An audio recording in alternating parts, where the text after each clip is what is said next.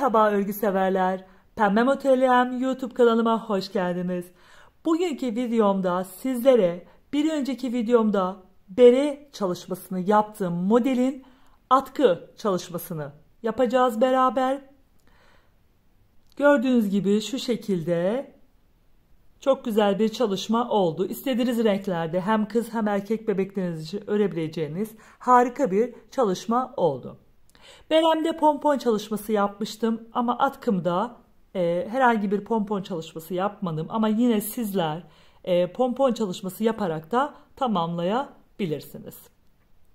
Atkımda yine Berem'de olduğu gibi 1-1,5 yaş ölçüsünde aynı iple ördüm. Alize Baby Base mint yeşili renginde 4 numaralı şiş ve tam olarak bir yumak gitmedi. Yani çok az bir şey kaldı. Toplamda her iki çalışmam için 2 yumak almanız gerekmekte. 1 yumak bere için, 1 yumak atkı çalışmam için. Yine atkımda da pirinç ve burgu çalışması yaptım. Lastik modeli kullanmadım. Bu şekilde çok güzel bir çalışma oldu. Kanalıma abone olmayı ve bildirimleri açmayı unutmayın lütfen. Kanalıma abone olmak tamamen ücretsizdir. Beğeni ve yorumlarınızla da desteklerseniz çok sevinirim. Şimdi atkımıza başlayalım. Atkıma 4 numaralı şişimle 28 ilmekle beraber başladım. Atkı ve berem 1-1,5 yaş ölçüsünde olacağı için bu ilmekler yeterli olacaktır. Ama sizler daha büyük yaşlarda yapmak istiyorsanız enine yani ilmek sayımızı arttırmanız gerekli. 30-32 şeklinde ilerletebilirsiniz. Boy uzunluğu da 1 yaş ölçüsündeki 1,5 yaş ölçüsündeki çocuktan farklı olacaktır. Şimdi ilmeklerimi şişime attım. Yine pirinç örneği ve burgu çalışmasıyla devam edeceğiz. Burası örgümün ters yüzü. Şimdi ilk aşamada bir düz bir ters başlayacağız. Bir düz, bir ters, bir düz, bir ters, bir düz, bir ters, bir düz, bir ters, bir düz, bir ters. Bakalım hemen. 2, 4, 6, 8, 10 ilmek oldu. 11 ilmek bir düz bir ters şeklinde yaptım.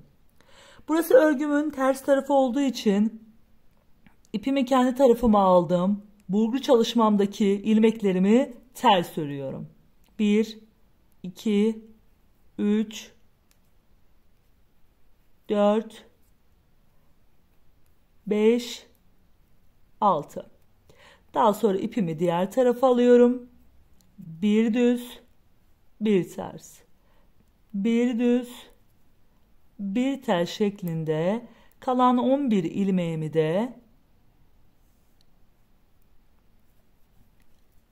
bir düz, bir ters olarak örüyorum.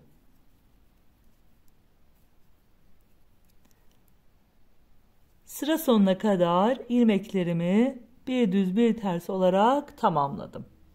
Ve arka tarafa geldim. Yani örgümüzün düz yüzündeyiz. Pirinç örneğimizin mantığı neydi?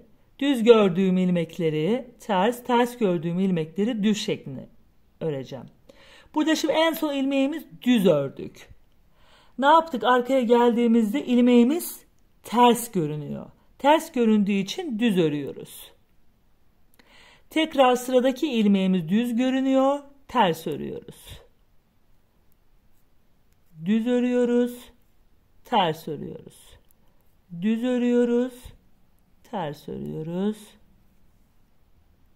Yine bir düz, bir ters şeklinde 11 ilmeğimi örüyorum.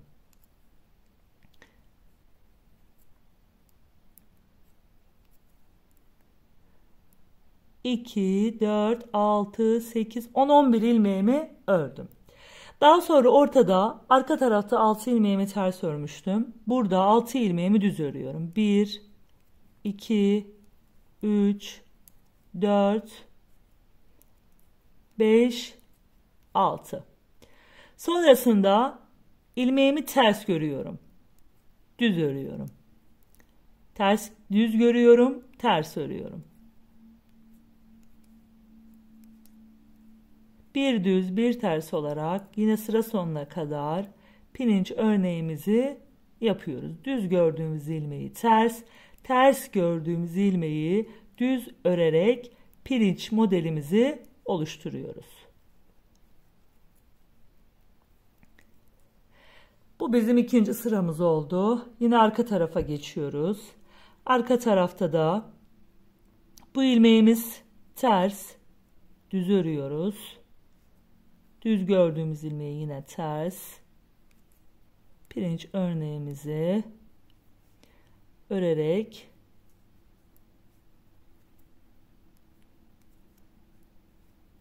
devam ediyoruz.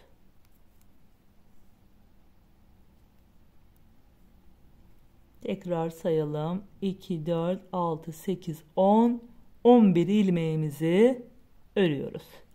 Daha sonra burgu çalışmamdaki 6 ilmeğimi ters örüyorum. 1, 2, 3, 4, 5, 6.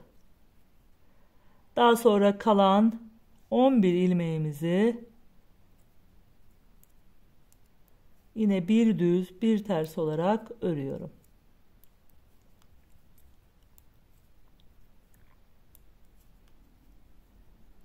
Bu şekilde 3. sıramızı da tamamladık.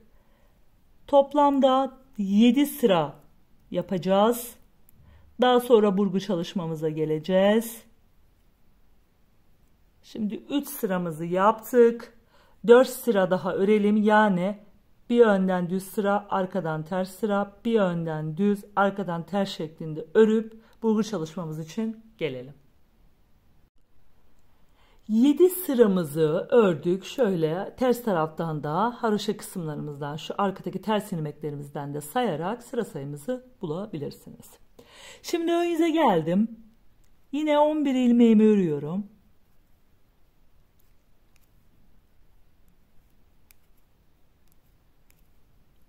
ilmeğimi kenarda ördükten sonra ilk burgu çalışmamı yapacağım. Şimdi 6 ilmeğimizin olduğu, düz ilmeğimizin olduğu yere geldik. 6 ilmeğimi şişimden çıkardım. Sol taraftaki şişimi, sağ taraftaki 3 ilmeği arka taraftan alıyorum. Sol taraftaki 3 ilmeği ön taraftan sağ şişime alıyorum, çaprazlıyorum ve sol şişime örmek için geçiriyorum. Şöyle katı açılmasın. Daha sonra 6 ilmeğimi düz bir şekilde örüyorum.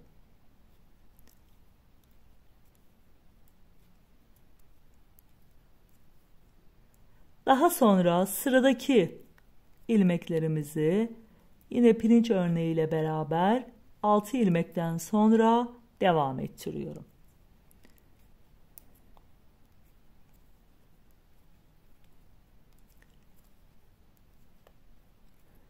Böylelikle sıra sonuna kadar geldim. Gördüğünüz gibi ilk burgu çalışmamızı yaptık. Daha sonra arka tarafta yine pirinç örneğimi örüyorum. 2, 3, 4, 5, 6, 7, 8, 9, 10, 11. 11 ilmeğimi pirinç örneği ördüm. 6 ilmeğimi burgu çalışmamdaki ters tarafta olduğum için ters örgüyle örüyorum. 3, 4, 5, 6. Sıradaki ilmeklerimi de yine pirinç örneği örerek tamamlıyorum.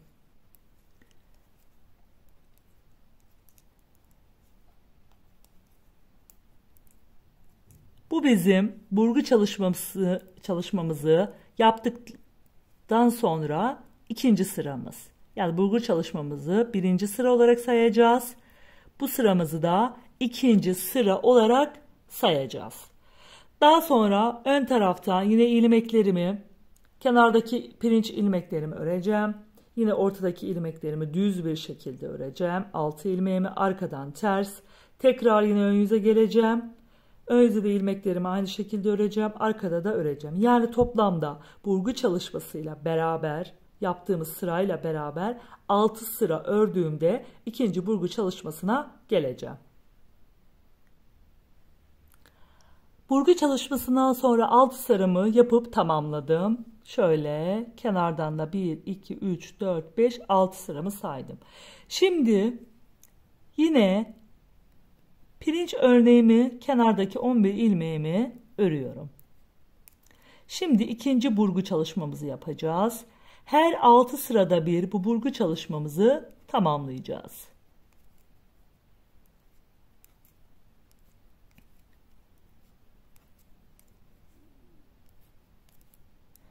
Şimdi 6 ilmeğimi yine çıkartıyorum.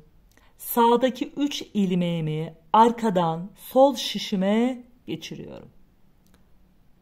Soldaki 3 ilmeğimi önden sağ şişime alıyorum, çaprazlıyorum ve daha sonra 3 ilmeğimi sol şişime örmek için geçiriyorum. 6 ilmeğimi düz olarak örüyorum. Daha sonra sıradaki ilmeğimi pirinç örneği örmek için devam ediyorum. Böylelikle ikinci burgu çalışmamızı da yaptık. Ve yine 6 sıra ördükten sonra bu sırayla beraber burgu çalışmamızı yaptığı sırayla beraber yine tekrar bir sonraki burgu çalışmamızı yapacağız. Yukarıya doğru bu şekilde burgu çalışmalarımızı yaparak ilerleyeceğiz. Şöyle gördüğünüz gibi burgu çalışmamız oldu. İlk sırada 7 sıra yapmıştık ama sonraki sıralar 7 sıra ördükten sonra sonraki sıraların tamamı 6 sırada bir. Yani burgu çalışmamızı yaptık, arkadan sıramızı ördük. İlmeklerimizi gördüğümüz şekilde.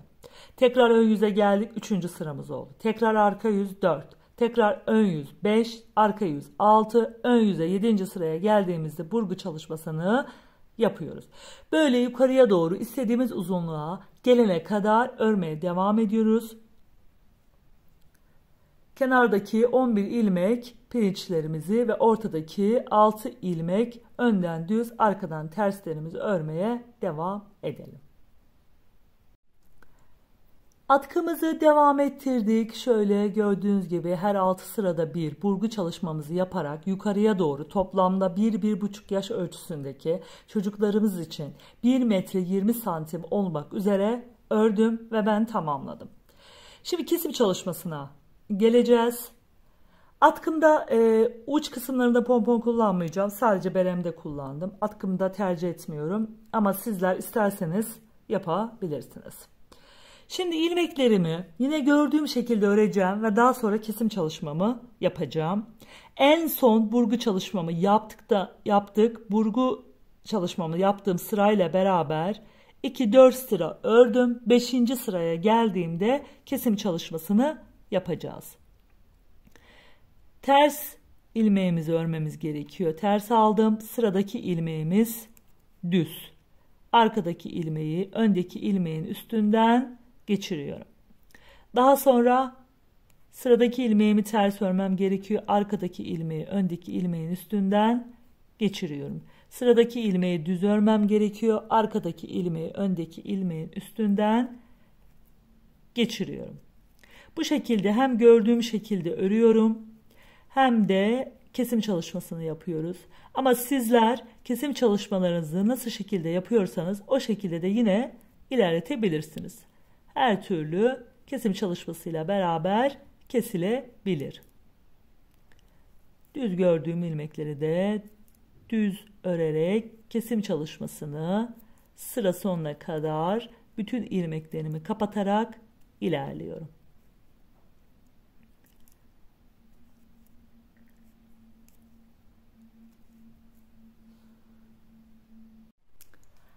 Atkımızın kesim çalışmasını yaptıktan sonra tamamladım. Gördüğünüz üzere çok şık bir atkı çalışması oldu. Sizler de rahatlıkla bebekleriniz için hem kız hem erkek yapabilirsiniz. Sağlıcakla kalın. Bir sonraki videomda görüşmek üzere. Hoşça kalın.